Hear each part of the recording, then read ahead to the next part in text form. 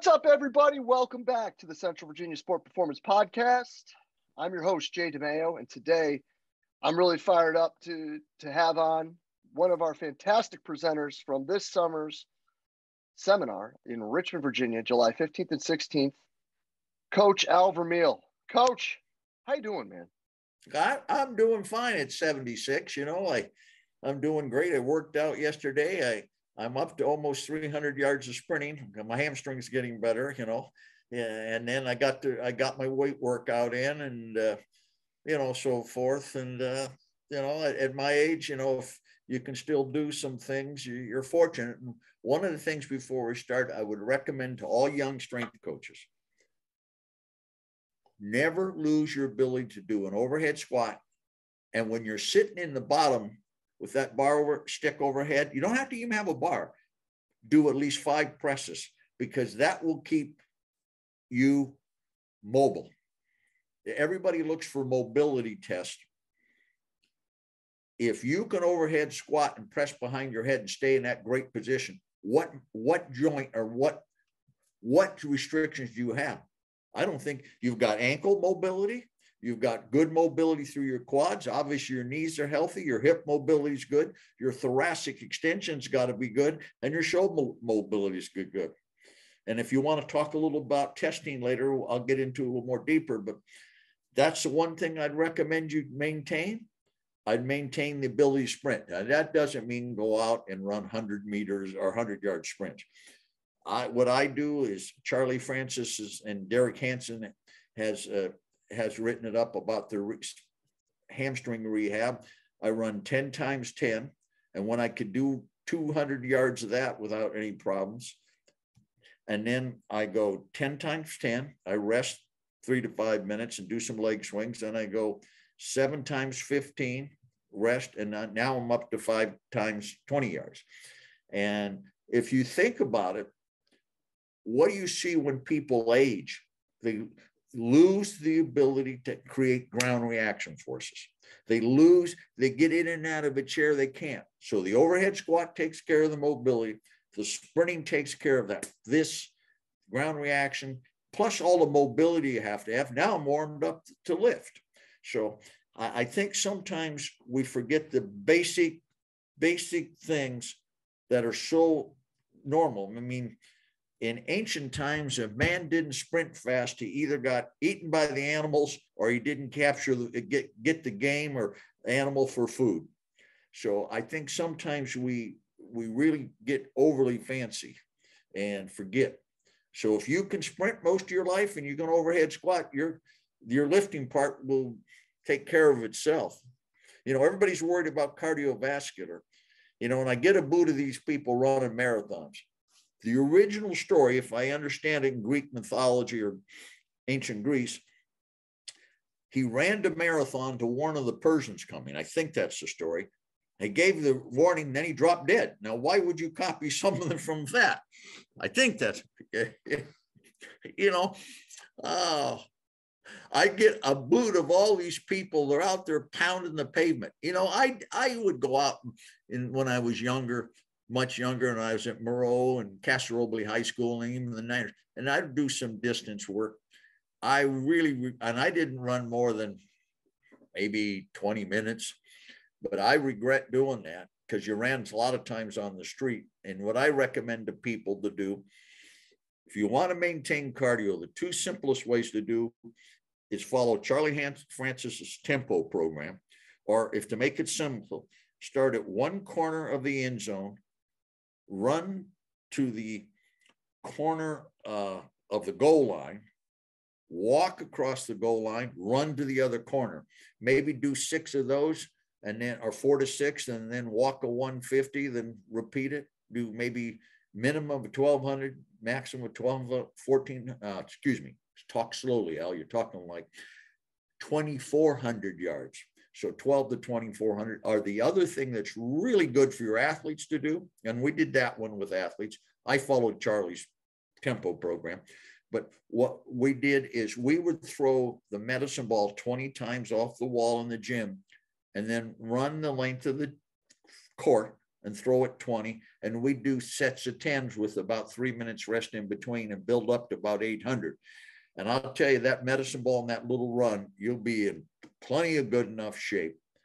And you'll get it done in, depending how long, it shouldn't take you more than 20, probably if you do 830 minutes. And you tell your big guys like offensive linemen, we're not going to run any further than 30 yards. But it gets it done. So, and now if you're at home as an adult, you can use your bicycle. If you have an elliptical, you can use your treadmill, and you don't have to go hard on them. You just maybe go for, if I'm on the treadmill or bike, I'd go, depending on the treadmill, I might walk fast for 30, for a minute, on the bike, for a minute, and alternate. And if the med ball doesn't bounce a lot, they have the dead ones. You maybe only do 10 throws because it's a lot harder. The throws aren't maximal, and they're any kind you want. Anyway, I know we haven't gotten started, but those are, you ask what people do. Last week, I went down to a place here in Cincinnati. It's called Black Sheep. And I went in there and I did my med ball tempo. And of course, the run in betweens I don't know if it's a run or a good crawl, a fast crawl anymore. And it's like when I do my sprint workout at another place, I want to give the young man credit, and I can never think of the thing, but he has a nice pad that's real thick. It was part of the turf that came out of the old Indianapolis Colts facility, and that works really good. And I feel like I'm running real fast, but I'm sure if I had someone video it, it looked like I'd be running in quicksand or something. I'd be so slow.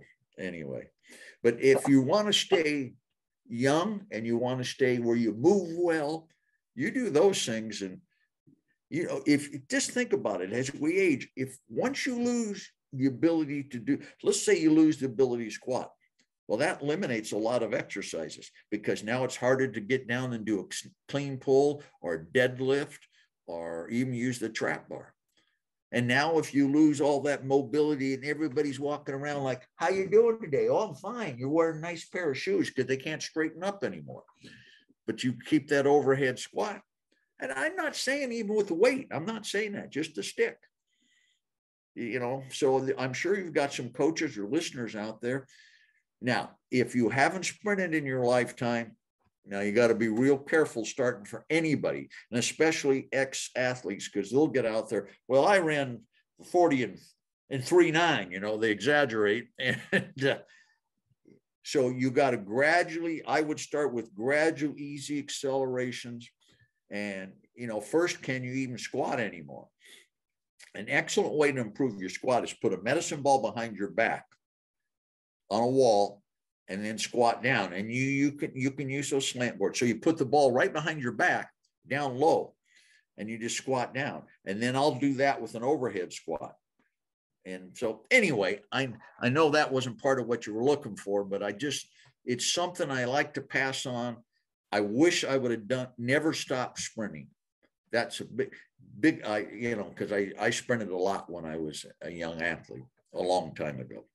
So I love it, Coach. I do. I love it. And I want to run all the way back. So that overhead squat warm-up evaluation that you're talking about, how long have you been utilizing that? And kind of what was the premise or start of it? Well, we started when I was with the Bulls, we started testing squats because we would get a player in and they couldn't squat. And I would do the jump test and the speed test. So we added the squat, and then we added the overhead squat. It was amazing. We would get players from big universities who could buy a strength coach for each player, and they couldn't squat. And what the tall guys you get someone that are cut real high, short-waisted, and that's really when they're out of proportion like that, they're really difficult, and you're not going to get everybody I'm not saying we got everybody to do everything perfect I'm not going to make any of those exaggerated claims, but that's really where that came in. And and, you know, coming from football, everybody, you know, they get down. And in the day I played, and after I coached, they were still hitting Crowther sleds and stuff, even at the 49ers. And so most all the guys could get in a squat. They had come from football. They'd squatted in their high school programs and their college program. But when you went to basketball in 1985, not everybody was training. And there was still an emphasis, you know, there were still people using machines and, you know, you can't substitute. There's no machine that substitutes for a barbell or dumbbell. It just doesn't, you know, because now you're locked into a position and you don't get the multi-joint movement that, you know, and you don't have to stabilize the motion. And so anyway, that's how we got into doing the squat, using the squat as one of our basic tests. And people say, and we're talking about testing, if you can overhead squat stick and you can press from the bottom, you know, now we tested their hamstrings and all that, but if you can do that, you've got all the mobility and flexibility you need. So if you're a coach dealing with a lot of kids, that's the best way to test it. Now, I've already mentioned, well, what if they can't do it? Well, first you test if they can squat. Well, if they can't squat, they're not going to overhead squat. So you're dealing with a problem. And then you use, like I said, the medicine ball on the wall.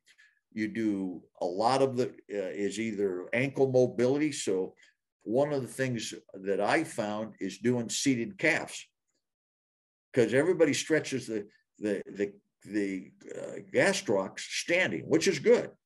But when you get in that deep flexion, that's a different breed of calf.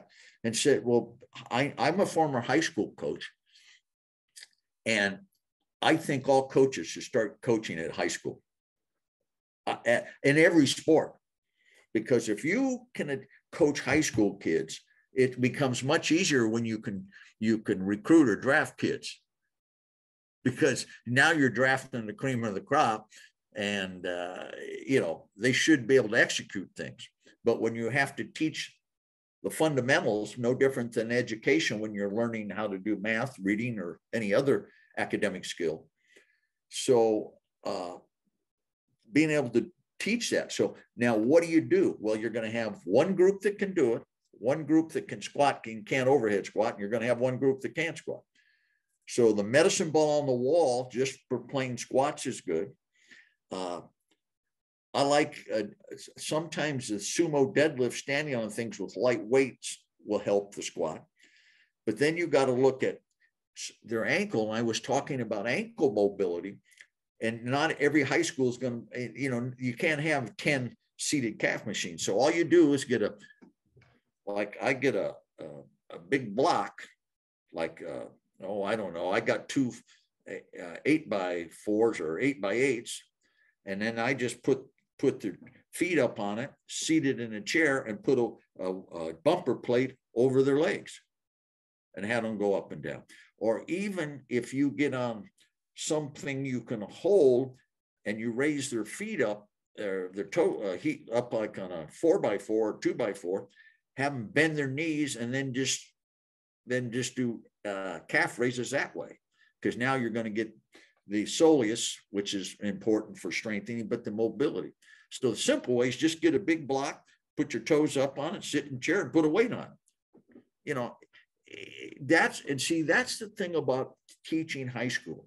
You don't have the money. Now today's, I see the high school weight rooms, God, they're unbelievable.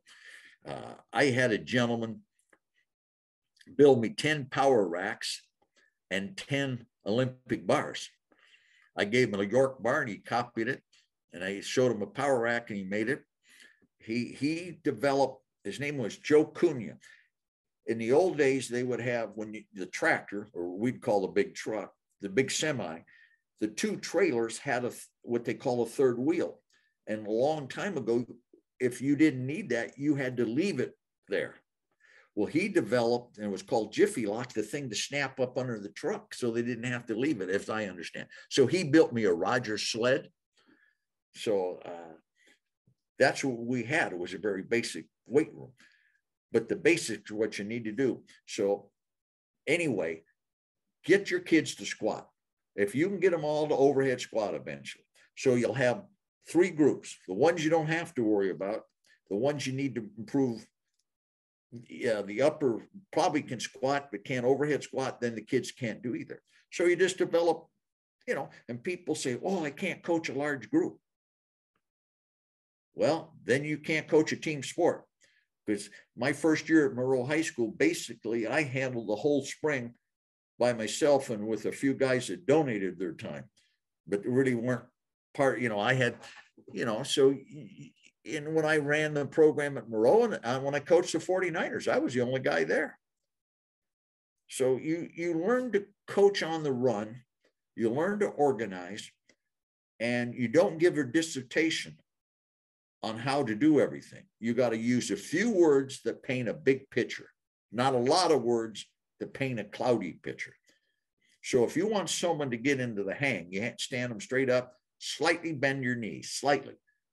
Now, your hips will move backwards, your shoulders move forward, keep your weight will transfer from towards this part of the foot towards the back part, your body weight, and keep your back tight. So basically, your butt moves back, your shoulders move forward, your weight moves from the ball of the foot or the front, more the mid to front to the back. And how far do you get it in the hang? Whatever the flexibility in the arm lengths. Some guys hang position. I know Ron Harper, his hang position, his arms were so long, and Scotty's was much, down below their knees, where some guys' arms are short, or if you tried to get Ron in what we'd call the power position or where you explode in the Olympic lifts, normally it's up mid-thigh or higher, and his was down on top of the knees because of their arm length, Anyway, so you just have to learn to coach on the run, and you have to organize things. But see, when you're in high school, first, it's easy to get the kids' attention, and you really develop as a coach. Just think as a teacher, how difficult it is for elementary teachers from kindergarten, through especially early grades, to develop those academic skills you need when you have a variety of group of students with varying abilities. So I know I went long, but and here's the other thing. If you're a young strength and conditioning coach, I wish there was a better title for that, and I'll give you my reasons why in a minute. Even if you're at a college level and it's your first job, at least go watch how the basketball coach or the football coach, better the football coach or soccer coach that has a lot of kids, how they learn to organize a large group and coach. And because you can't just focus on one athlete when you're coaching, and then go watch the track and field coach, the jumps coach, the throws coach, and sprint coach for biomechanics and how they develop those skills. And then if you're fortunate enough, go get around a good weightlifting coach to learn how to coach the Olympic lifts. Because like some people say you can't coach them a large. You can, but you got to know what you're doing. And don't coach what you don't know. Don't coach what you don't know, but go learn what you don't know. But learn to do it first. I had to learn a lot of things after I got coaching, and I had to learn them myself and get the feel and okay, that, and then go from there. And I made a lot of mistakes, and you're going to make mistakes. Just try to spend as much time with people that know things you don't. Don't spend a lot of time with people know things you already know, because not that you can, not in a friendship way, that's great, but spend time. That's why I spent time with Don Chu, originally Jimmy Smith. Then I brought in Russ Nip, former world record. I brought the late Carl Miller in, who was the American strength coach, not strength coach, the Olympic weightlifting coach for the Olympics we didn't go to. And then I brought in a lot of other people when I was with Charlie Francis. And then, I brought in like Carmelo Bosco, and I became friends. I visited a lot with Mike Stone, John Garhammer, Dick Smith with York Barbell, the great guy, Yuri Vardanyan, Coach Dragomir Shirosian, oh God, I had, oh God, I forget, Cale Hawken and I spent time with Bill Kramer. I'm always forgetting. And then a lot of PT people like Rob Panarella. There was a whole group in Denver. I spent time with Mark Comerford because I wanted to learn something. If you want to learn something, go to the originator. Don't go to the impersonator. Some people came back from Australia, said, oh, this is how you use the TA and do all this. And they had it all screwed up. And all this core stability, there are specific tests for your specific dysfunction. So let's say you have pain walking, standing, or sitting, but not lifting. Well, that's a low load dysfunction. It can be neurological. It can be muscular. It can be soft tissue. It can be joint, and a combination. So when you say a stability program, you have to know what you're working. It's like, let's put it in, let me put it in broad terms. And I know for your audience, I'm rambling, but I'm trying to keep it because we're talking about testing. Everybody today, they've got so many tests, you don't have time to train. And if someone's got a hangnail, they got to fix that before you can do anything. Well, the first and most important test is, can they play? If they do not have the instincts to play the game, I don't care what you do, unless you've got the man that walked on water that can bless them and give them something they didn't have, nothing you're going to do is going to make a difference. It's like taking an average IQ and putting them in a class that only Einstein could do well in. So you have to give them. Now, with a caveat to that, young high school kids will develop certain, they will get better because they'll maturity. But taking that out. So can they run fast? If they can run real fast, they can jump high. They can jump long because those things correlate to running fast. Whatever you did. Can they overhead squat and do the press behind? Well, they can do those two things. They're trainable because I know already they've got mobility. I already know they got speed, so I know what I'm doing with. Now, the question comes, well, what about their agility or change direction? What did you just tell me as a coach? You said this athlete, male or female, can play. Well, that tells you they can change the direction, because if you don't have agility for that particular sport, it means you can't change direction. You can't make a tackle if you can't adjust your body to the proper position to make impact. Or on basketball, when you're guarding someone, or soccer, you're changing direction, whatever sport it may be. So you can do a change direction. So I think, those are the important things. Now you can use the jump breakdown where you do squat jump. I saw someone put a squat jump on the internet. You got to be careful what you put on there, because when the guy jumped, he went down. The squat jump means no counter movement. You put your hand underneath their chin. Then you can do the counter movement. You can do Carmelo's repeat jump.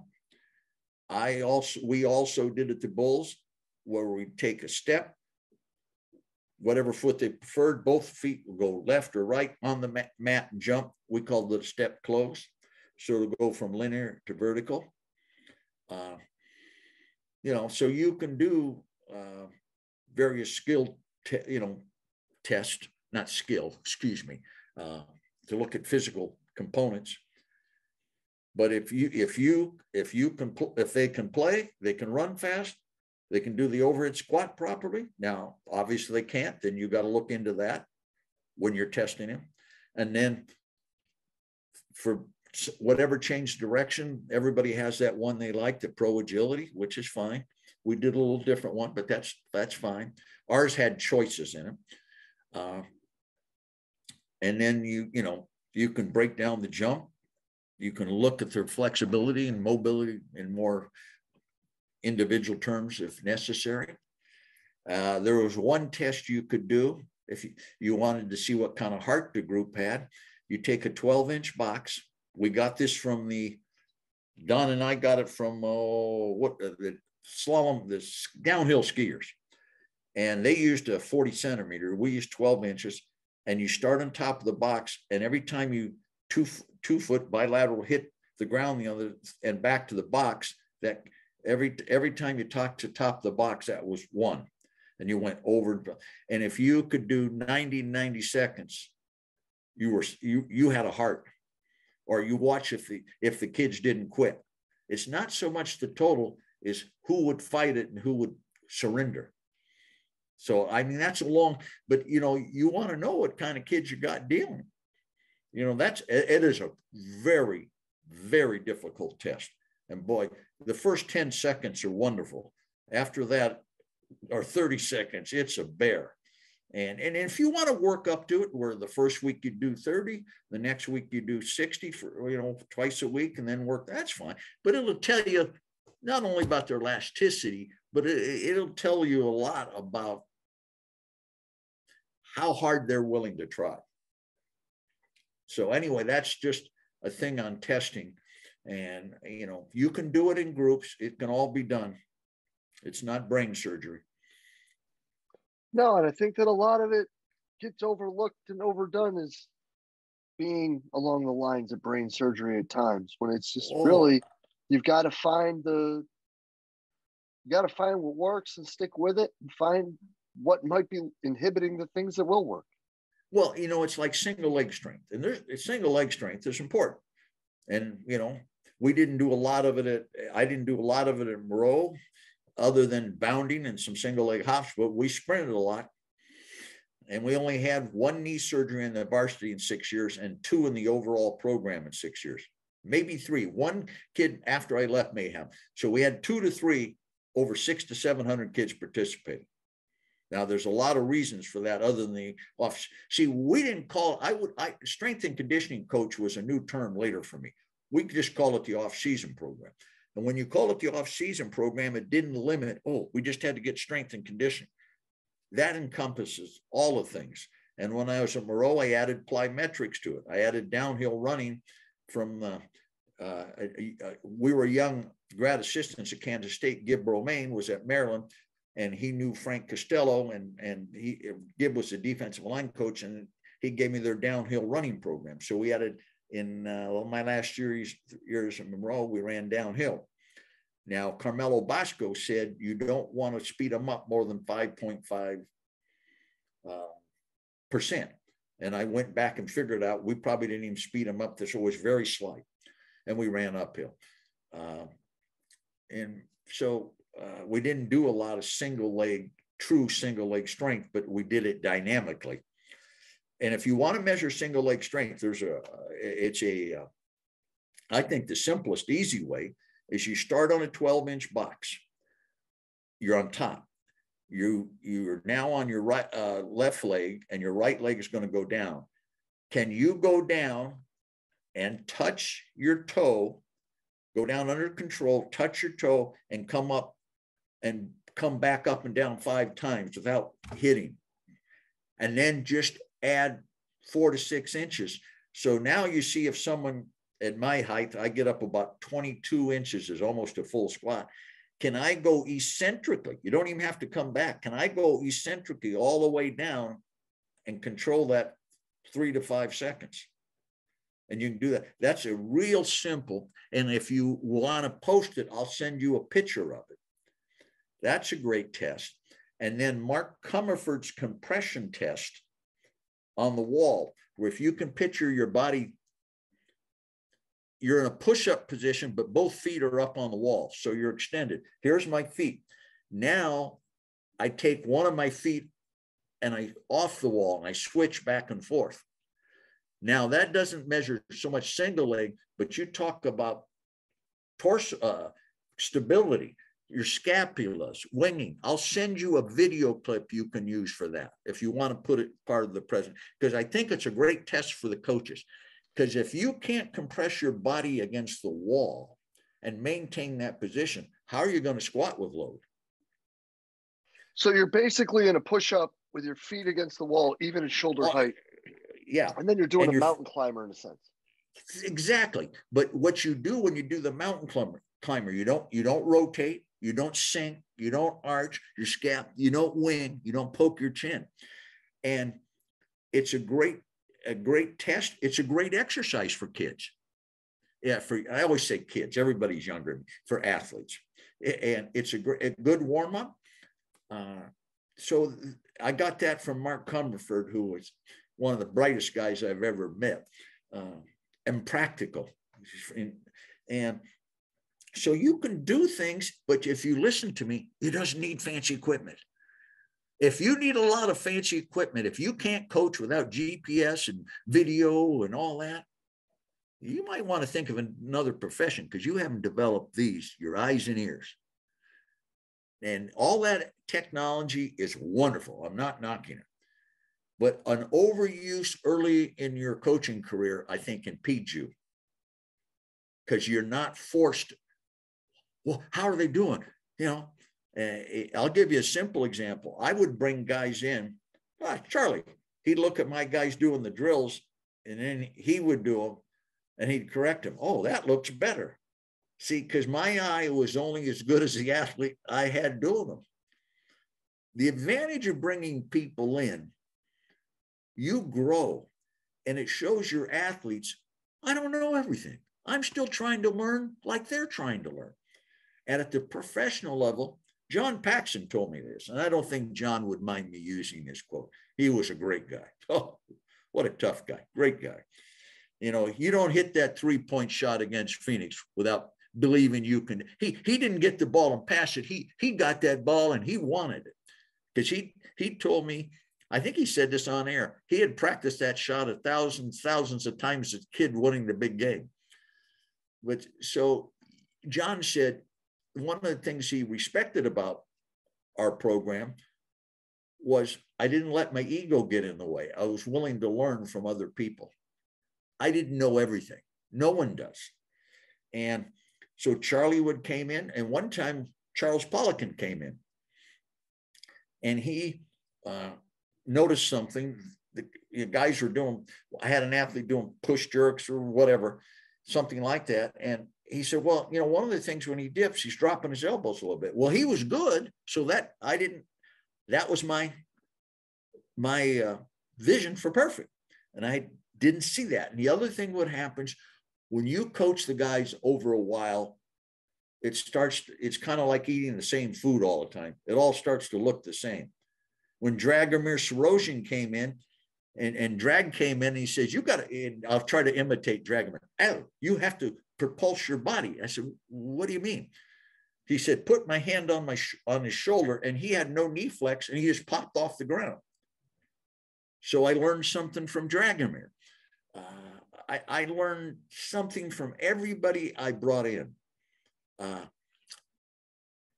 K.O. Hackington, he said, you have to, if you're stiff and not contracted, you don't have good flexibility. A lot of times it's because you're contracted. He said, well, a muscle can't contract if it's already contracted. The same thing Charlie Francis said. He said, it's not only how important how quick you contract the muscles, how fast you can relax it, because you can't have the next. So you learn all these things. I had, Angel Spassoff in, the guy that really promoted all the single leg training. But you know what everybody forgot? He also promoted the step up. But what happens is everybody does the step up. And now they've come up to find there's research that the step up's one of the best things you can do for your glute. And I just do it from a step down. And Angel stayed at my house. So you meet all these people, you bring them in. We had each year, I think we had an $18,000 to $20,000 budget for equipment and consultants. I never spent my equipment budget. Once we got what we needed, we had racks, and we had the first half rack long before the other company did, because I had the guy make it when I was with the 49ers. A guy called me, long story short, he sent me no, I don't want a power rack. Guys don't like lifting them, cut them in half. And that was the first half rack in 82. His name was Rick Adams, safety gym in Hillsburg, California. He made all my stuff for me. And so we had the budget, but I spent that $18,000 a year to bring. I flew, Carmelo came in from Europe. Hockenson came in from Europe. Comerford was already here doing seminars, but I paid him. Drag was here. Chu was here, Charlie was here, and I'm forgetting people. And Rob and I'm sorry, I forget people, and I apologize to people that may listen. I forgot a lot of people's names, but who contributed. But that's how you grow. You don't grow, well, I just bought a whole new set of Olympic weights. What was wrong with the other ones? That isn't going to make them lift anymore. Oh, I got this better. Is that going to make them run fast? Is that going to make them better? Spend the money on knowledge. If it's a book, I go on Twitter and get stuff off. Some of it's good. Some of it's a little sketchy, but I like to see what people are thinking. When I became a strength and conditioning coach, quote, there was no internet. So you had to call a coach, and he may have an article from somebody. It's like, once I found out about Michael Yessie's sports review, I have every copy he's ever made. I might be the only, I've got them all. And I gave them to a great young strength coach out with the Chiefs, Ryan Reynolds. And I've been I have I have some young men that were interns to me, like Jonas Saratian at North Carolina, great. Tim, there's Rick Ladle has a private business in Naples who does a great job. Damon Davis at Auburn. Of course, my ex-assistant, it wasn't an intern, it was assistant to me for many years, Eric Killens one. Mike Catone has done a great job with the strength, with the Olympic weightlifting. Jeff Macy out at Oregon State worked with us, did a great job. Timothy Rabbis, who was at North Carolina State, and he's with an NFL team now. And then I've got a young man at DePaul, and I can never remember his name. I think it's Jimmy Doobie. I always get him mixed up with another one of my interns. And I forget. Well, and MJ's there now. Who? MJ's there now. Matt Johnson. Oh, okay. Yeah. So you have all these guys that you worked with and came in, but they all learned the concept of learning. So when I was a young strength coach, kind of like Hogan said, you had to dig it out of the dirt. There was no National Strength and Conditioning Journal or research journal. And then I brought in Zatorsky, and Zatorsky walked in our training facility, and he looked at me, brilliant guy, nice human being. And he looked at me and said, this is one of the first training facilities, I said, in the United States he's seen. And I'm going, what do you mean you've been at Penn State? He said, track, barbell, dumbbell, boxes, hurdle, medicine balls. and we brought in Mel Siff, the late Mel Siff. So, if you don't get anything out of this, just remember, don't become the great Bob Devaney. And I say this all the time, and people get tired of me being repetition.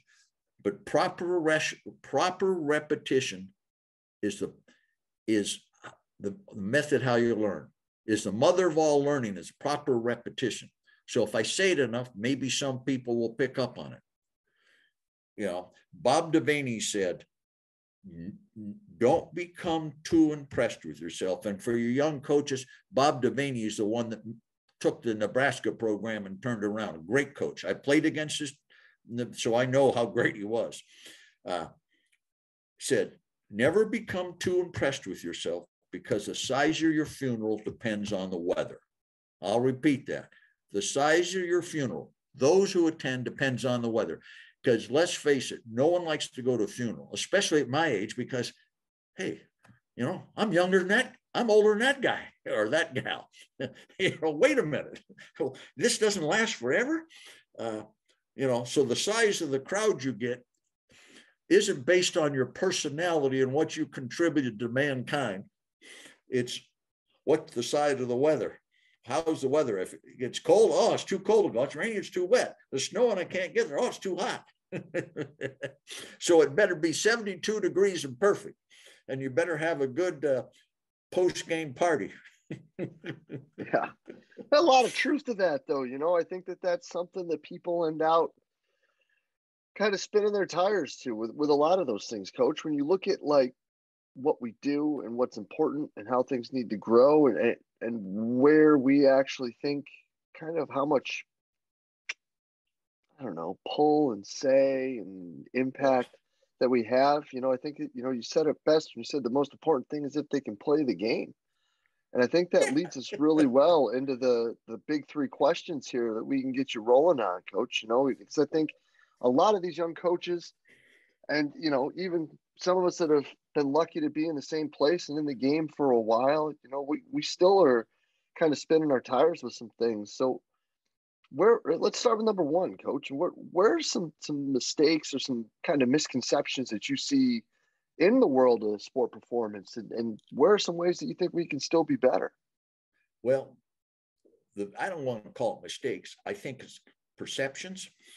They think at one time, everybody was in sport specific. Like, how did my program change from Moreau High School? I went from Moreau High School to the NFL. I had just turned 34. There were players as old as I was.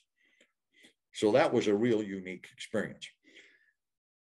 How did the program change when I went to baseball and basketball? And then later, when I was with the Bulls, I had a private business, soccer, hockey.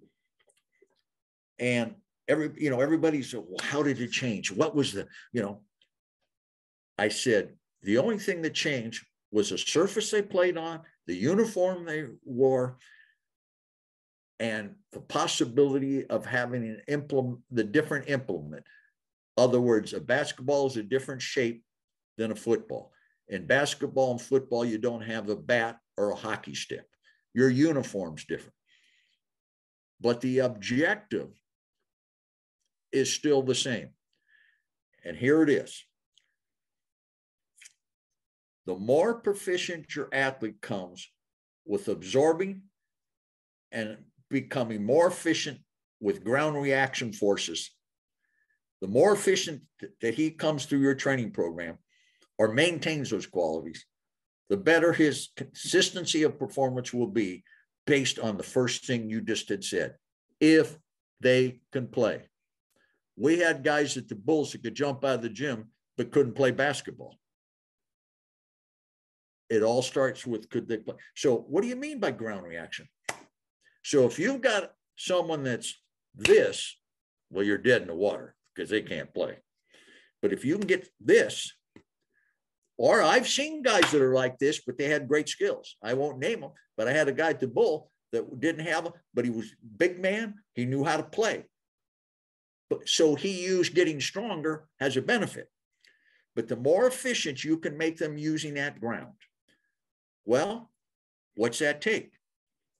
Certain amount of force, a certain amount of rate of force development, efficiency of using the stretch shortening cycle, and the coordination to put it into the skill of the sport. Well, how do we do that? So let's kind of give you a quick background. Well, how about testing? All right, we talked about it. Now, how do I know what program to put the guy in? Well, even the fast, how strong are they? You could use that single leg squat thing to test or whatever you want. How explosive? Well, we've already talked about that. So how elastic? We've talked about that. Well, so you look at those things and what kind of conditioning are. The one thing that's missed in all this is work capacity. You can have a great level of all those skills, but by the first quarter, if you're dead, tired, if your efficiency goes down, it does you no good. And what I think, and I feel sorry for the NFL strength coaches today because they only have 5 weeks in the offseason, which is a complete, absolute joke. And the NFL owners should be ashamed of themselves for caving in on that. What they don't understand, the NFL, just because someone's got $1 billion doesn't mean they're smart in everything. We sometimes think, oh, he came from this prestigious university. Yeah. And they don't have the brains to come out of the rain. So what is it? I don't know what the payroll in the NFL is today, but it's very big. So you're saying from the time the end of your season to the start of your season, let's say that could be 5 months.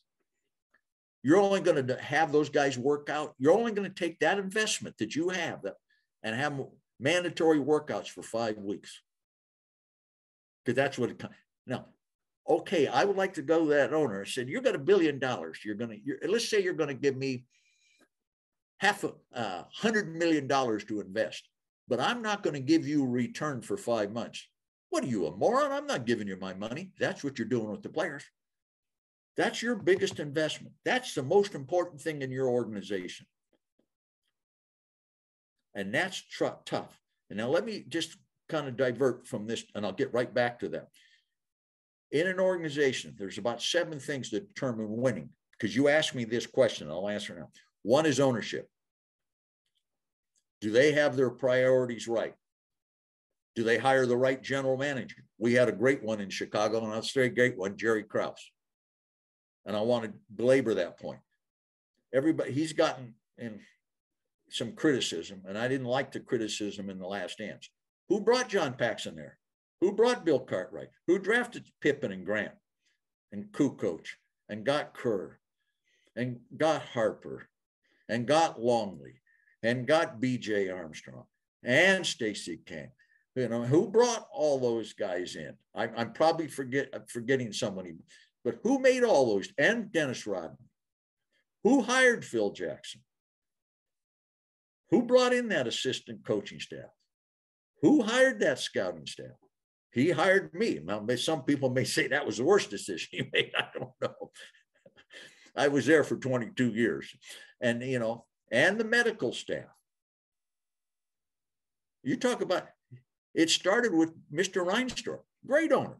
Guy was absolutely fabulous to work for. I used to sit and talk to him. And if you ever get a chance to go to a professional team, the one thing I did, I said, I'll go, but I want to negotiate my contract with the owner because everybody else comes and goes. I was an independent contractor. And then, so all those things. Now, the other thing that determines your success, and this is where the NFL has a problem, is your relationship with the players union. And the players union has kind of dictated this offseason, from what I gather. Now, in the NBA, we couldn't make them come. I was very fortunate when we're talking about organizations. We had a group of players who want to win. Now, did I come in there and motivate them? Everybody, you know, every coach, you know, you always see this guy, you'll see guys in there, boy, I trained this guy, and, you know, he's the greatest thing since sliced bread, and in 2 years, he's out of the league. No. What I did try to do is present them why these things would help and have a good, solid, common sense program. And there was a guy named Dave Corzine was the first guy to buy in, him and Charles Oakley. And then when Bill Cartwright came in, he told, Dave told Bill, and then Johnny Paxson would tell maybe BJ. So, and then Horace bought, you know, he bought in, and Pippen bought in. And then you know, and they had a camaraderie. There's a very nice podcast, not because I did it, but Stacey King talks about it. If you go on and find his podcast, they had a bond. They wanted to win. So I'm not going to sit here and say, well, you know, in quote, I did this. Remember this, I was a strength coach for the Bulls. We didn't win a championship. We weren't in the playoffs. And after all those good players left, we weren't there again. So if you think it's all about you, it's about the people you coach. They're the ones that determine. And your job is, first of all, if you get a really great one who really wants, is don't screw them up. It's like in medicine. The first thing is do no harm and don't overthink it. So when you go back to the sports, all of them put force in the ground. I wasn't dealing with swimmers. Now, what were the differences from football to basketball? The height of the players. Now, I dealt with a few tall guys in football, but not like that. So when we talk about squatting, what was the depth? The depth that they could do it right. You can't force people. Now, over time, some of them were able to get better depth. Some of them couldn't. Did we all back squat everybody? No. Some of them we front squatted. Now, I found, now this could not be true. I'm not going to, don't take anything I say as an absolute, because my great friend Charlie Francis said there are no absolutes. And if you watch golf swings, they'll say, here's the degree your wrist should be at the top of your swing. And then you see someone like Dustin Johnson was like this. That's his individual characteristics. So there are no absolutes. I found guys that were taller, the tall guys who were cut long-legged seemed to front squat better, seemed to. I could be wrong. And the only thing in the back squat, when you go down, and this isn't a good example, if this lever is so much shorter, this is going so much further, this doesn't have the range of motion to meet it, I could be wrong. We did the safety squat bar. We did whatever they could do. If it had to be a leg press until we could figure it out, you do what they can do, build on what they can do, circumvent their weaknesses, and try to get them to that. So the mistake I might have made early, you can't make everybody look the same. So and then in Olympic lifting, we adjusted the height, how far down they went. Now, if they could pull off the floor or clean or snatch off the floor, we did it. I still think, and I see football programs, oh, we can't get them off the floor. You better get them down below the knee someplace, because the problem in football, and I just talked to my brother Dick, and some of you may not recognize that he is my brother because he was he's the good looking one. I'm the old beat up linebacker. But we were talking, he said, the game is played standing up today. People don't bend their knees anymore. Very seldom you'll see a guy really deliver a blow. Once in a while you will. But when you're standing up, I think that could possibly lead to more injuries than when you're down in a good striking position. Well, when you pull below the knees, you don't have to clean or stand, but even if it's mid-shin, we had Tony Kukoc, I've got video of him cleaning 110. I don't know if I have the 110, but I've got a 90 or 100 for mid-shin. He just naturally put it there. Did I change him? No. So you had to vary that based on the skill and the, what is that called? The measurements of the body. What do you call it? There's a word for it. Anatomical anthropometrics. Whatever it's called. Anyway, the different limb sizes. So we had to adjust to that. We didn't run 40-yard sprints because they never sprint more than about 12 yards. So we might run 30s. You know, now does absolute speed carry over to acceleration? Yes, but they very seldom got out of first gear. They were always in this position. So, and then talking about basketball, people ask me, what did you do? What did you have them do? I said, we lifted. Well, what kind of lifting? Pulls, squats, presses, Olympic lifts. We said, why'd you do so much of that? And we did a lot of medicine ball and tempo. We did some sprints, some jump. I said, first of all, they've been jumping their whole life. Most of them, they've been doing a plyometric season 6 to 8 months for most of their whole life. Their knees didn't need any more impact. We did some with particular players. The one thing they hadn't done is any what we would call strength and explosive training. So I'll put it in academic terms. If you had a person come into your class with a mathematical genius but had no English, would you continue to work on math, or would you give him the skills to English? Something he hadn't learned or they'd learned. So I felt that was going to be the fact that they didn't have good strength levels, that would transfer more into their sport. So, you know, now today, maybe they're coming in with a better background, but they didn't at that time. And when we're talking about transfer to sport, the better the athlete, the more what you do in the off season will transfer. If you did this, if you improve that, that's it. That right there. Whether you do it some plyos, some Olympic lifting, some squat jumps, sprinting, whatever it is. But I go back to the first thing we did is make sure they had a base. We did Steve Javork's complex, and we added that as the years went in, because I brought Steve in, another brilliant guy. All good common sense. We found for the taller athlete, we tried to get them to do his 1 set of 6 complex of each. We tried to get them to do 40% of their body mass. Now, when they got above 6'6", I cut it to about 4 reps, because Steve does that. He was used to the little short guys like me. And the time under tension, which we didn't do reps, time under tension and all that, but the fact that they move the bar so much further. Now, Horace Grant, he could do 50 kilos at that thing. Yeah, I can't hear you. Now, Coach. this is the old upright row snatch, squat to press, good morning, bent over row snatch to Horace, shin. and he did 50 kilos, and that's he impressive. He did. Well, Horace Grant. Now, let me tell you one thing.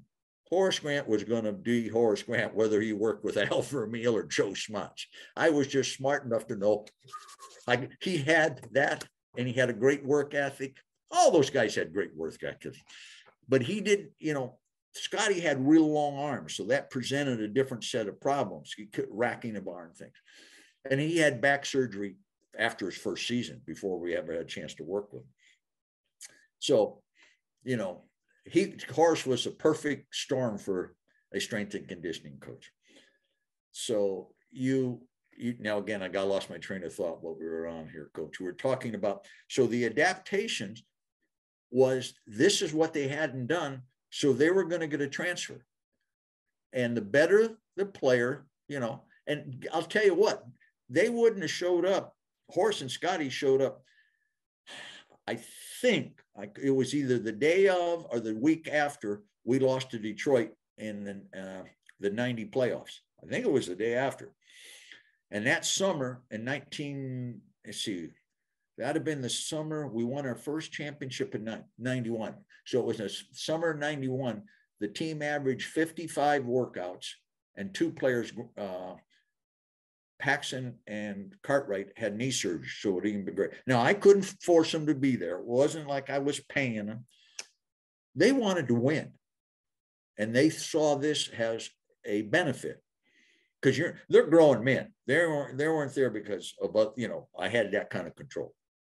So those things but we had been doing that all along, and one of the things in The Last Dance, it kind of made the assumption, or it said when Michael got hurt against Detroit, everybody started lifting. That's not true. Those guys, the team had started lifting in 1985. Not everybody, but it had gradually built up over time.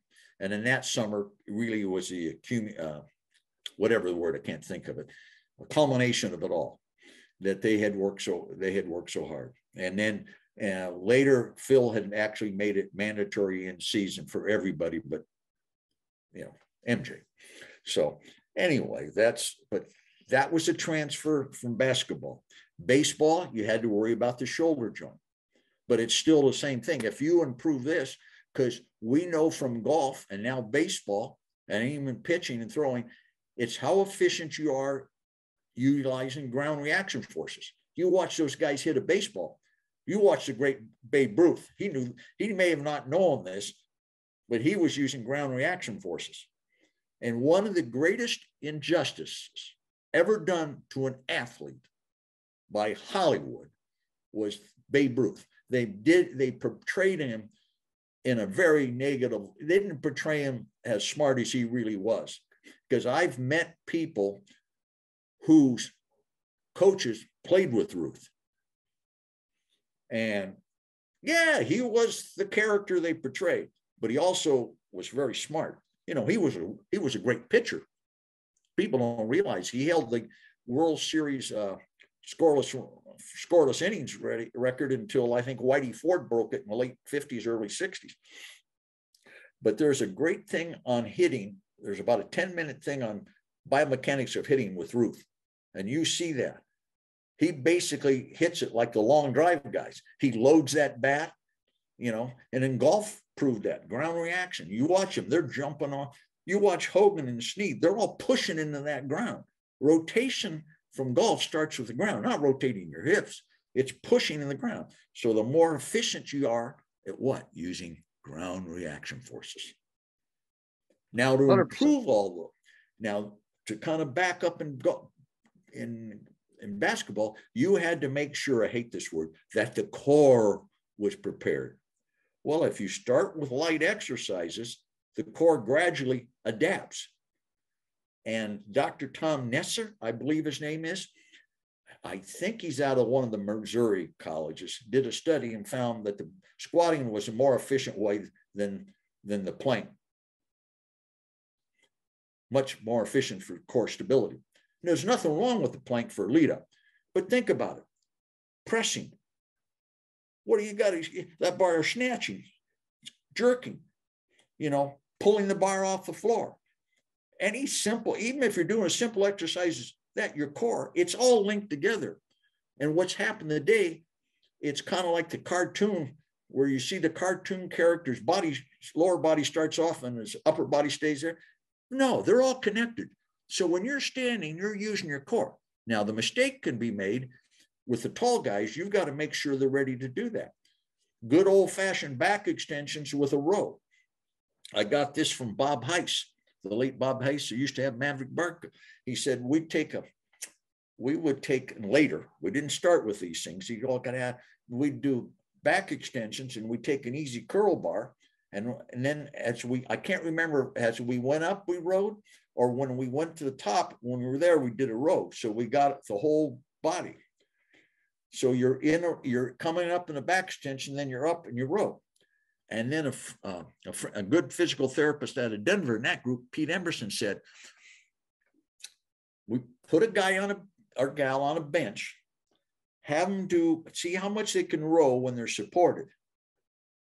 Now have them get in a back extension, come up and see how much they can row when the upper body isn't supported. Now, if there's a huge difference in that, what's that tell you?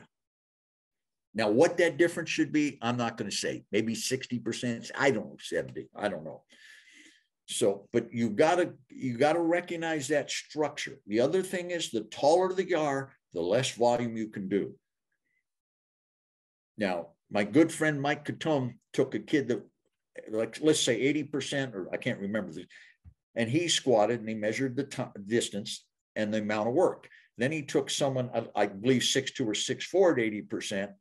Well, the guy at 6, the taller athlete, did much more work, even though the percentages are the same. So now you get a guy 6'6", 7 feet. Holy smokes. So you got to be careful. And what do we see in the NBA playoffs? Who's the first one generally to fatigue? Used to be the big man. The last guy is the smaller person. So, because you're not as strong per pound per body weight. So that's why you got to have a work capacity. And good old Javoric's complex, you can use the dumbbell version's okay, but you can't get that good morning in it. Now, everybody panics about the good morning. Well, coach it right. Coach it. No, only have them go, keep that back at that angle. Don't get it there. I always want, even if they could go lower, I want the head higher than the hips. I don't want this, even if they can get there. Now, you may see a world-class weightlifter like Vardanian doing, but he was built to do that. That's why he was one of the greatest weightlifters of all time. In the 1980 Olympics, I think only 4 guys in all weight classes outlifted him. So when you adapt something from another sport, whether it be jump training, sprint training, strength training, Olympic lifting, rehab, mobility, flexibility, whatever it may be, always have to look at what you're dealing with. Now, and when I talked about baseball, there you need to work a little more velocity because they're running 30 yards to first base, and if they have to round the base. And so, I'll give an example in soccer. We never did any in true distance running, and we had a little young man from Loyola High School in Chicago, where my son went to school. His name was Angelo Mikanopoulos. I remember that. And so we did all the same training we would do. We did the tempo, medicine ball. And he came back to me, and the coach first day did a distance run. Guess who won? Angelo. And he never ran more than 200 meters. But he was strong. He was powerful. He did the tempo. So, the basics are going to be the basics. And, hockey, they're bent over a lot. So you got to watch their posture. And they're not very good at overhead lifting because they're bent over. So I think it's not necessarily that they have to become great at that, but I think it's important to work on ability to do this and keep that good posture, not only for hockey, but for the long-term health of the person. So we dealt with a lot of different things. I'm probably forgetting some of the things we did, but we didn't do anything that was unique. We didn't do anything that was a secret that I can write. You know, you never see, I don't have 7 different DVDs with number 7 being the secret to number 6 and 6 being the secret to number 5. And I didn't do that because there are none. It's common sense. You can only work on maximal strength, general conditioning, then maximal strength, how explosive, and explosive strength is a misnomer. And here's another guy I got to know, Robert Newton. And he said athletes don't really explode. No, it's really an impulse. And Olympic lifting is an impulse. Jump training is an impulse. Sprinting is this. So you're really training that period of time. So you train a maximal strength, impulses either with resistance, jump training, sprinting, and you can have your movement things, but if they can't play, all the movement agility isn't going to do a world of good. Now, one thing we did at football, baseball, is a little thing I picked up from Vince Gibson at Kansas State. It was called 30-second station. The original 30-second station I used at Monroe High School was we took about a 16-inch blocking shield. You know those things, little thin shields? And the kids would jump over it for 30 seconds. We got in the key. We'd start on this side of the key and we'd run to that side. Your foot had to be on the line or over the line. Couldn't turn a circle, see, 30 seconds. We crabbed. So your hands and feet had to go on the line or over it for 30 seconds. I added this, we backpedaled. We backpedaled from the baseline to the free shot line. The first rep, your right foot had to go over, open up. The second rep, the left. And we alternated because when you're playing pass defense, you're going to have to open up both ways, or playing defense in basketball or baseball going back. Okay, that's 1, 2, 3. And I covered and we jump rope. And we did that for 30 seconds. And we broke into 5 stations, 5 groups, and then the next person would do it. Then we'd rotate. When we rotated in high school, I made all the kids run and break down so they were in a good athletic position. Every time we did a drill in the offseason in high school, we broke down and were in a position to either give a blow or receive one. They used to laugh how many times we hit the Crowther sled. I mean, we practice, you can't do it anymore, I guess. We practice 3 hours a day on Monday. When we played Friday night, Monday and Tuesday. And the first hour, at least, was fundamentals. We had 4 days my last 2 years. We spent time, I said we were going to be fundamentally sound. Every time we did a drill, and this is a great one for all you high school basketball coaches, team sport coaches, we made the kids run to their coach, their next drill. They had to break down in a good, in defensive position. And then we made them do a wave. So they had to respond. If they didn't do it right, we sent them backwards. Now, here's the thing we did in football. During defensive scrimmage, whether it was completely live or not, I blew a whistle. By the second whistle, every defensive player had to break down and move in and be by that ball carrier. So be ready, we're going to hit you. And you do that day after day after day in fundamentals. Don Shue said that was one of the main reasons we didn't have injuries, because your kids were always in a position to hit somebody or be hit. And the great Jake LaMotta says he could take a blow. And if you don't hit, how are you going to learn to take a blow? You can't play tackle football teaching its touch. Now, that does not mean I taught tackling. I put them in the position I want them to be. In other words, I'd have them wrap around and crimp their arms. That's what my dad taught me, crimp them.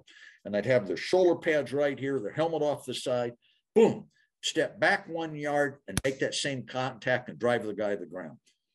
We didn't do wide open field tackling and all that crazy stuff. A quick story. When I played high school football, 2 drills we did. I was a sophomore playing on the varsity. Now, that's not a big deal. There were only 150 kids in the school. So if you could walk and breathe. Anyway, our senior running back, one of them was 6'1", 190. I can still remember his name. It's Larry Adams. And my coach, Bill Whittam, who was the JV coach but helped with the varsity, we were 15 yards apart, 10 to 15.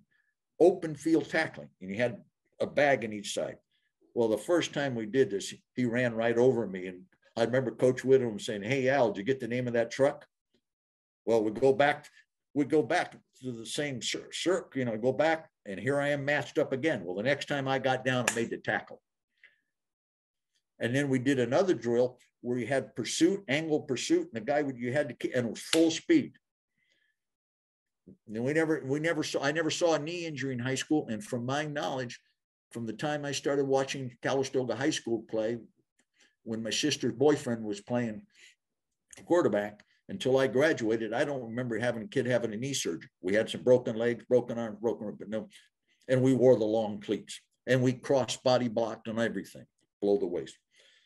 But so anyway, like in soccer, make sure any sport you're in, whatever you think's important, make sure they're getting in that position, whatever it is, and do it over and over and over again.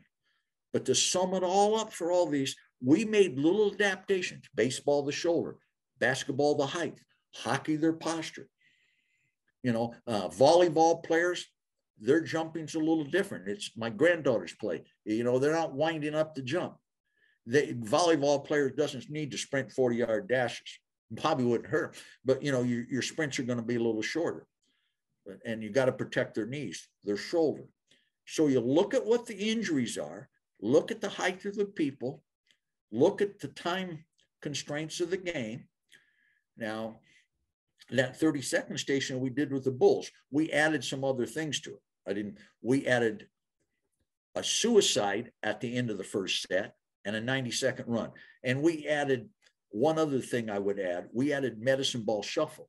And we wanted them, you could paint a liner on the wall and you want them to shuffle, and that ball hits below or on that line and shuffle and stay down. But it was the same concept I'd got working for Coach Gibson. I was a graduate assistant, which meant I was the greatest gopher you ever saw. I picked up his laundry. In those days, there was no restriction on coaching staffs, and they're all sitting there. And he was left-handed, so I sat on the right side so he wouldn't call on me. And he looked at me, "Hey, Al, would you pick up my laundry?" And the entire coaching staff picked up their newspapers in front of them and were laughing. But I appreciate what he taught me: hard work. And, it was a great experience there. And they had a great man named Hyman Wall, was the guy I reported to. But I learned a lot. Now, here's one other piece of advice I can give to coaches. I made a lot of mistakes. You're not listening to some virgin here. I made more mistakes than probably 10 of you together. And I made one that really bothered me today. One, I misinterpreted kids' attitudes, a couple of them. I mishandled them. And it bothered me. And it bothers me this day. I misdid an exercise. We were doing single leg jumps, and this big kid, who I allowed anybody to play on the varsity as long as they met the criteria, they could be on the team. I had him do a single leg jump in place. Worst thing he could do. And he hurts his knee and can't play. Didn't have surgery, strained the ligaments.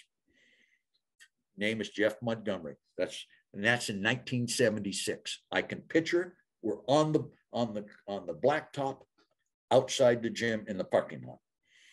I remember when it happens. And dumbest thing I ever did. Should have known better. But I was a young coach at that time. I was 31 years old, and we just started jump training. I didn't ask the right questions. Single leg jumps are the most difficult. Don't do them with big people. Even bounding. If you're going to bound big people, bound them uphill, because they're usually big people and they need to work more in drive angle anyway. But So, you can mishandle and misinterpret. There's a player that I good player, played. I always never sure where he was. And he and I become very close, and it was unbelievable how much he believed in what we were doing.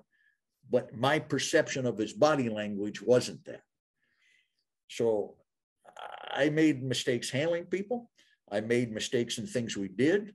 Sometimes I would change, like all young coaches, I'd read this, I'd change and do this. Not in my football program. We didn't, I should have progressed the offense when there were 9 guys on the line of scrimmage. I was still running right at them. But I love running. I'm an old offensive lineman, linebacker, and I love running right at them and having them having the defense and the coaching staff frustrated every 4 yards. There's nothing better than just sticking it down their throat. And we had one drive. I had a drive in a freshman team. We drove 96 yards. I had my varsity drove 92 yards. And as a newspaper wrote, a typical Moreau drive. And we'd keep the football for the whole quarter, something damn there. I just love that kind of football. Today you got all that. The game today is entirely different. It's basketball on grass. It's a different game. I'm not saying you can't hit the quarterback. They're an endangered species. You can spike the ball. There's no more intentional grounding. You can throw it. You can't hit the receivers. When I played, you could hit the receivers. You can knock them down until the ball was in the air. You can hold. The last night in the game, they called holding. The next play, the guy grabs, they run a flare pass, what I'd call a flare or a quick screen. I can't remember. And the guy, Kansas City guy, grabs the guy, lets go. The guy comes and keeps the hold. And the guy, you can see him, and the referee's there, doesn't call it. He's got his hand right on him. So it's a whole different game. But I just think that's how I adapted. You have a philosophy, and you would make tweaks. You just don't throw out, oh, this is basketball. We throw everything out. This is soccer. This is field hockey. This is volleyball. You emphasize different parts. It's like making something. Maybe you're cooking something. You might add a different seasoning to give it a little different flavor. It's what you emphasize. But the concept is all about ground reaction forces. I hope that answered your question thoroughly. Yeah, no, Coach, 100%. And, we even touched upon number 2 in there as well. And we talked a bit about that when it comes to improving continuing education and stuff. So let me get you out of here on this, Coach. July 15th and 16th in Richmond, Virginia. What can people expect from Coach Vermeil? The truth, honesty. I'm not going to lie to you. Do not come in there thinking, oh God, here's Coach with Bulls 7 world championships. Yeah. When the good players weren't there, we didn't win. And when the bad player, when they left, we didn't win. And the 49ers won 4 world championships after I left. So, I'm just a coach. I did the best I could with what I knew, and I never knew enough. And I was, as my father's famous saying, you're never so good you can't get better. And that's what we all have to learn. And we all have to learn we're human. And one of the things I want to impart, human beings are not, I have a nice computer, HP. It has a solid state drive. It has all the RAM. Well, this is a lot better than I started 30 years ago with that Apple II Plus. They get better. But when we're born with certain inherent genes. So you can't hide from your genes. So that's the bottom line. But you're not born with an updated driver, updated RAM. It's not a series of progressions. Human beings all start the same way and end the same way since day one. Now, they're exposed to more, we're more knowledgeable, but let me ask you this, and this will, why I say you're never so good you can. Has the human race gotten better where we're not killing each other, fighting wars, and hate each other for one purpose or another? No. And human beings will take advantage of another human beings, or a group will take advantage of another group, no matter what your race, your economic level, your religion, if they can. All you have to look, I'm a history minor. All you do is have to look at through history, all the things that men have fought and died for. So don't think you're born in this world. Well, God, I'm a strength coach in 2021. These old guys back in, 80 years ago in 1930, they didn't know. I was with the Eagles. Dick brought me back one time, and I was showing Jerry Wampler, the great line coach he had. I don't know if Jerry still lived. He was a great coach. And he said, oh, we did that in the 50s, jumping up the bleachers and all those jumps, but they didn't call it plyometrics. I've got pictures from Dr. Ed Thomas of people doing all the training methods that we use today in the 1800s. So what I'm saying is there's nothing new. The only thing that's new to you, the only reason it's new to you is you just haven't been learned it yet or exposed to it. The thing we've learned to do is use some of the things better, but the practitioner is always ahead of the scientist. I knew 1 set of 10 to failure was no good. I always told people, anytime you're training to failure, you're failing to train. I said, because you can't be explosive. You can't give a maximum effort. So I said, if you want to be fast, you got to train fast. You can't train slow. So there's nothing really new. Science has helped us understand the effects of things better. Great coaches have made us understand it from their experiences. We've all learned from our failures. Unfortunately, I made the same mistakes a couple times, which makes me upset. But so when they come to hear me speak, I'm going to tell them exactly what they did. If they answer a question, I will answer it. If I don't know, I'll tell them who would probably give them a better answer. I'm not better. I am not any better. I even hate to use that word, put myself in that statement. I'm just like you. I'm constantly learning. And there are days I did things really well and handled people well. And there was things I did that were not as good. Well, the one thing I learned at the Bulls, we got Ron Harper, great guy, worked his tail end off, came in the first year, realized he wasn't where he wanted to be physically. He came back at night and worked out with us. No one made him do it. He wanted to do it. And when Harper came, I said, Ron, you've been an all-star before you met Al Vermeil. If I can help you, I will. I told Dennis Rodman the same thing. Now, these guys have been really good players. So if you come in and, well, now you get in our program, we're going to make, all that crap. No, you've got to realize they're grown men. Now, the audience may want to know how I handle my high school kids. Well, I was the ultimate ruler. I was at a Catholic school. But the decision to play football was up to them. Okay, after football season, or how we started, I would say, okay, how many are you going to play a sport in the winter? Good, go play it. Because I'm not starting the after school program until after Christmas. So I gave them 5 or 6 weeks off. I didn't worry about it. They need time away from you. They're still young kids. Okay, you're not. We're going to have, let's say we're going to have 40 workouts. Okay. Now, what is your team goal? Okay. What's your individual goal? Who would you vote for team captain? Well, they tell me all these things. Okay. How many workouts you're going to make? Well, I'm going to make 30. Okay.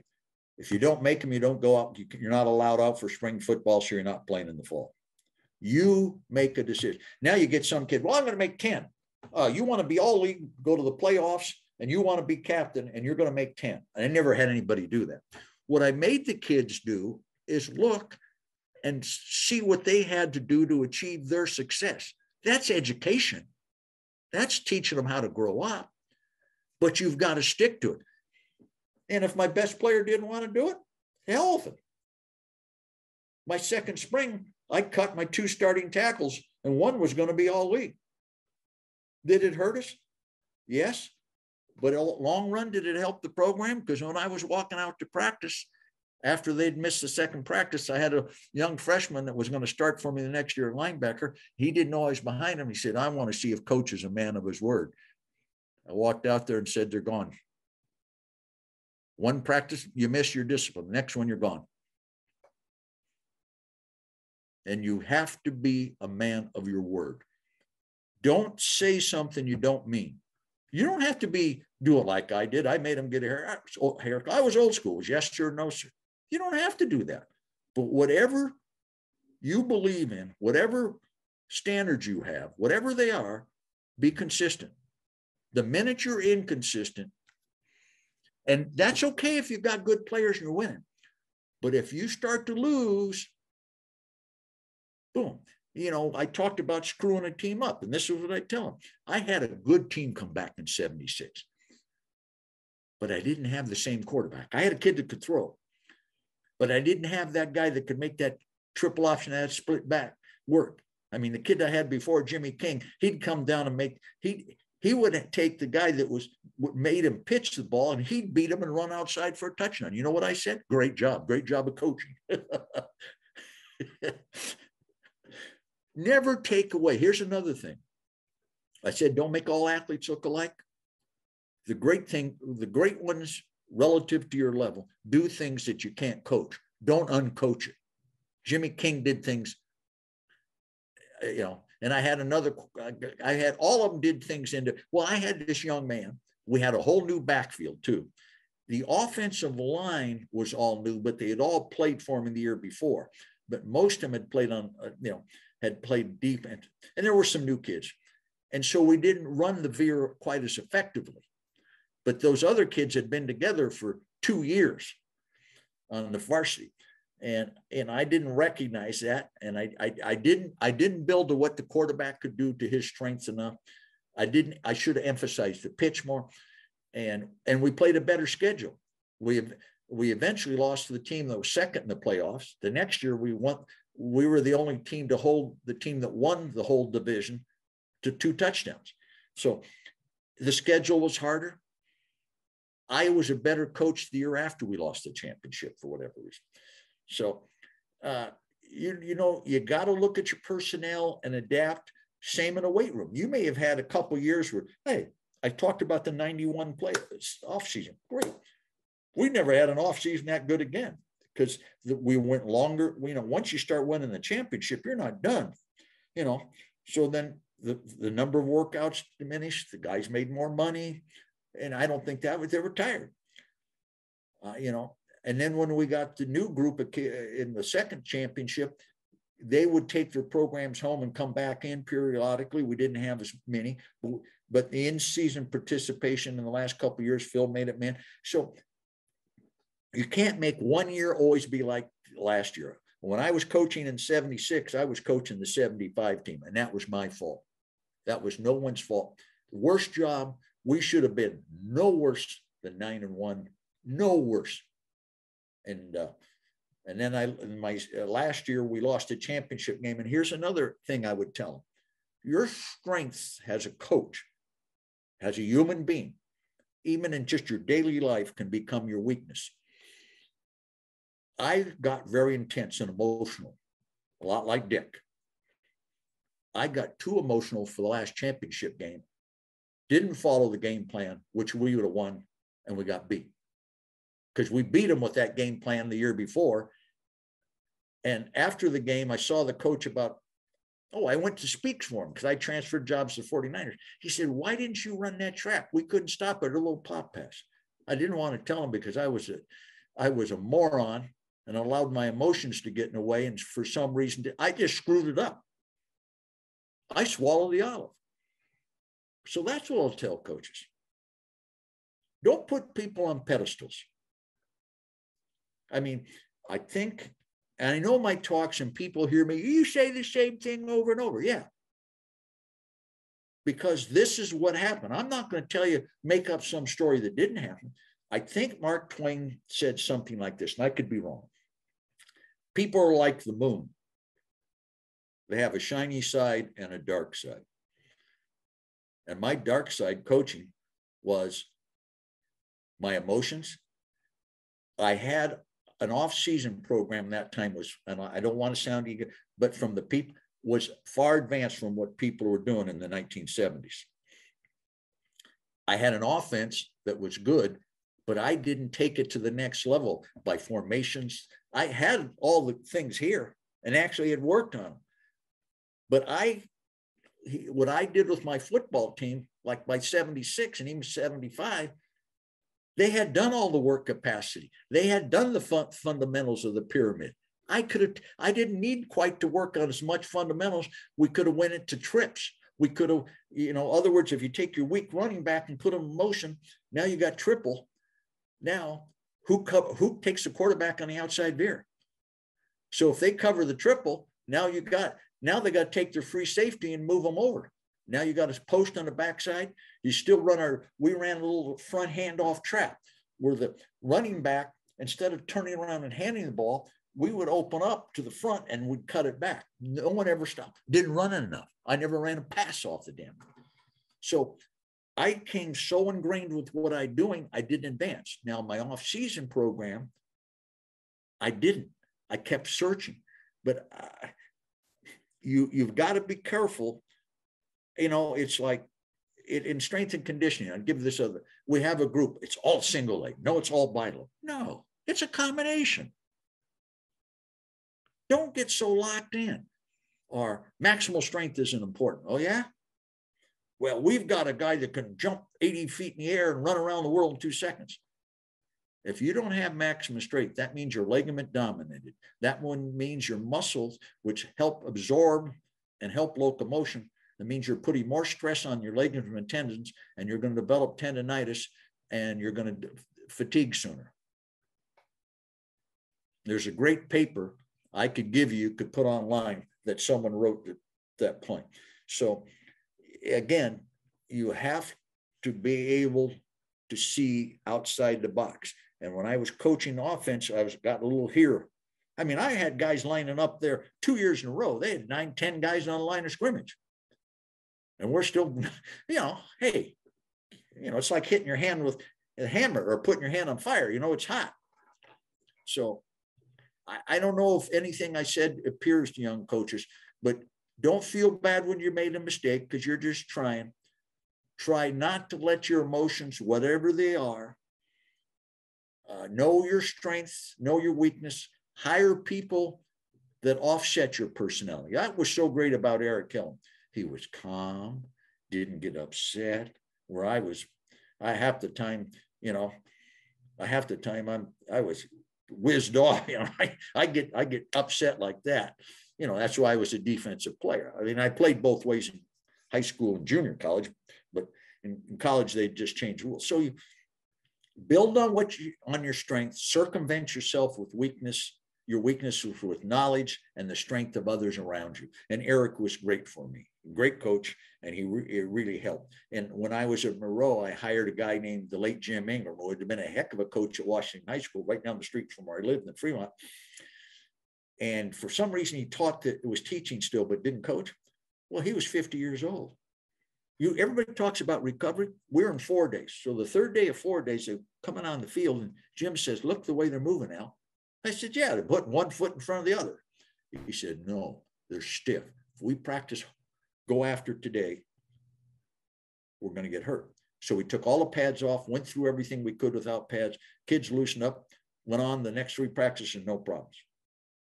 Now, we didn't always hit a lot, but that was experience. I didn't have that experience. So don't be afraid to hire someone that knows something you don't. My brother Dick said when he hired the great Sid Gilman, he said he wanted to hire people that knew something he didn't. And Jim was and I had a bunch of great assistants at Moreau, but they were all my age. And experience is the greatest teacher. And the thing, I look back at my career and, oh man, why didn't I realize that when I'm going? You gain all the knowledge and now you're done with it. And I wouldn't want to go back because I don't have the energy and all that to do what they would do today. But I don't know if that's what people want to hear. They probably, I don't know. I will give them whatever they want. And I will tell them the truth. I will not make up fantasy stories. And I don't know everything. No one does. Well, I don't know if appreciate that that, answers Coach. you. I don't know if any of that 100%. helps. 100%, man. And I think that that's spot on. And I think that that's something that's really a breath of fresh air. Someone that's just going to call a spade and give you what really has happened and what they've learned and how they've grown. And, this has been a great hour and a half, Coach. I really appreciate your time and everything. And I'm really, really excited to have you down here in July. When I go to talk, I ask one thing. If we have to go overtime, let me. Oh, of course. I like to play into that fourth quarter, Coach. We had a thing in Monroe. I got from Vince Gibson that fourth quarter. Now, let me tell you a story about the fourth quarter. Young man that played linebacker for me. His name was Doug Foxworthy. He's dying of cancer. It's 2010. And I want to see him before it passes. So I go to see him, laying in his hospital bed. And the people that take care of you at the end of your life, hospice comes in. So I leave. And he's busy talking, and I have to leave. And I looked in at him. I said, fourth quarter, Doug. Now, here's a kid that doesn't have a lot of time. He goes, fourth quarter, Coach. That's what coaching's about. It's about relationship with people. I love those kids. Truly. Now, that sounds corny. My brother Dick said it better. Yeah, he needed a word that was stronger than respect. I love the effort, their commitment, not because they were young and idealistic and I'm their coach. I love them for the human beings and the effort. And my approach to coaching was to make it a little difficult on the team, make the team the most important. But once you join the team, I'll work with you as an individual. But first, you have to make the commitment to the team. Today, it's all about me, which I hate about athletics. A guy makes a play, he's jumping all around. We have lost the essence of athletics. The essence, it was a team effort. It's not about individuals. Too much written about individuals. This guy's the greatest quarterback. Well, how about that offensive line you had? How about those receivers? How about that coach? How about the ownership? Too much. Unfortunately, it's the way in everything. But those are the kind of young men. I had to tell you another great story. I told you I screwed up the 76 team. Owe them an apology. I can't say enough. Sorry enough. It's like the young man I had a run-in with. I didn't have a run-in with. I mishandled off the 75 team. He knows who he is because I apologized to him when they were inducted in the Hall of Fame. In 1976, we're 1-4 before we leave. We end up going 5-5. After the last game, we played in the mud. I'm turning the lights out in the locker room. Everybody showered. And this young man, Mike Lydon's sitting by his locker, still got his uniform on. And I walk over to him and I say, Mike, you got to take your uniform, get showered. He said, Coach, I don't want to. I don't want it to be over. Because that was his last game. That's what coaching, that's what it's really about. It's not winning and losing. Winning is really important. Nothing good comes from losing consistently. But winning is, it's about the human beings, about what you can impart, hopefully impart the right things to human beings. For those young people to strive on to be something greater. I don't care if you've won 10 Super Bowls or 10 NBA championships. If you haven't coached at the high school level, you've missed the greatest thing in coaching. People ask me, which championship is more important? The Bulls or 49ers? I said, neither. Monroe High School. And the one championship I screwed up at Casa Robley, we should have won the freshman championship. But again, we ran the ball and I didn't throw it. I had a kid that could throw. So finally, we ended up getting beat. That's the one we had the 96-yard drive on. But my point being, those are the things. And the accumulation or the culmination of that whole thing, when they built the new field, they named it after me because my players insisted. And when I was told that, I said, can you make it Al Vermeil Field and his boys? And they couldn't do it. My boys. They were my boys then. They'll be my boys forever. because they were special. It was a special time in my life. I had my children and I got to coach high school football. And that's all I ever wanted to be, was a high school football coach. I love that age group. There's nothing better than it. And if you say, well, well, now you've done those other things. It's easy to say that. No, if the good Lord willing, if there is a hereafter and he says you got one job to do, one job, you pick it. It'd be coaching Merle High School for eternity. Because every year was a new year, and every few years for the kids, lucky for them, they graduate and you get a new group. And hopefully you don't screw it up as much as you did the one before.